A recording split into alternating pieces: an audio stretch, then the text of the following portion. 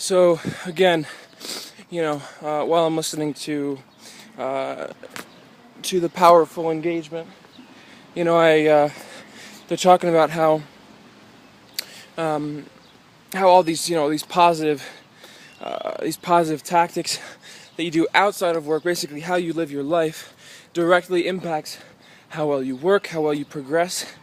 I wonder, what if the culture of the work environment was similar to the culture of our mastermind? The culture of our mastermind is not centered around any specific task, although each task is very important. But what we focus on is personal development and growing and constantly stretching and accountability. These are all highly valued things that I kind of wonder, maybe you guys are changing it since then, but I kind of wonder how much it's happening in the workplace, And I wonder, what if you had, 15 minutes a week where the intention was to talk about a book. I mean, you can use one of the books that you've listened to before. You can even watch a Brian Johnson video, he outlines them very well. Or use a Brian Johnson PDF of the Philosopher Notes, And, I mean, hey, what happens if you lose 15 minutes of productivity for the sake of increasing years of productivity down the line? I mean, the reason why Robin is so effective is because she has the experience, but it's not because of her age. It's because she's been intentional. She put herself in a situation where she was constantly growing, mostly with her kids, and I'm sure even before that, I don't know her full story, but it's interesting to see that one of the most effective people in the office has spent intense time focusing on personal development. Maybe not as intentional as you guys or me, but I wonder, if you could track the correlation between even the unintentional personal development that's come over her life, kind of the propensity to just continually challenge herself, and the progress and the productivity that she has at work. And I mean, you compare that to to two other people that have come in and that have left.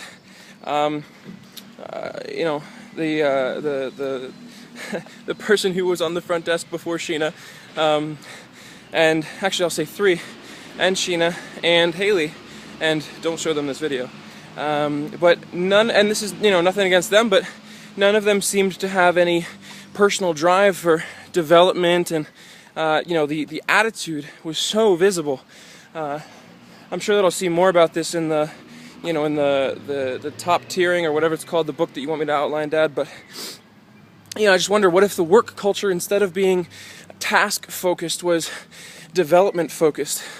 And because then you develop them, you bring them into an environment where they can thrive and they feel like they can succeed in more than one area of life, with the goal that, hey, yeah, I want them to make me money, but I want them to leave this place feeling educated and having changed their lifestyle, because isn't that what chiropractic is all about? It's about a lifestyle. So, Joshua, the same thing goes for you, If you can make it your goal that when these guys come into your group, no matter how long they stay with you, that you have a culture of personal development. I mean, reading 10X is fantastic, having talks about goals is fantastic, and you see how pumped up these kids are, can't call them kids, these young men are, to pursue your goal, your dream, not because you're focused so much on this amazing project, but because you take interest in them personally. And I think this is a really good point. I think this is an awesome thing that I think I should encourage the people that say it to do. And I see it in my own life, I see, I think in the previous video I mentioned that when a superior is directly involved with the progress and productivity and the encouragement of the subordinate, the subordinate is much more likely to succeed. I see that in GoFluent, the online company from the whatever that country's called. I can't remember the country. And so GoFluent, the other side of the world. But I have a manager who has consistently said good things to me. Now I have two managers that are consistently saying good things, and they're saying, hey, they're not hiding when I need to change something. They're saying, okay, here's something you can change, but you're doing a great job. Keep it up. And that just keeps me pumped up and excited. And I notice that the times that I've dropped in productivity are the times when my managers are like, he's got this. He doesn't need it. They give me actually more leeway, which means more room and more time between checkups and things like that. And the more involved they are in my progress, it seems, the more excited I get. So that's it. Take it easy. Have a good one. Bye.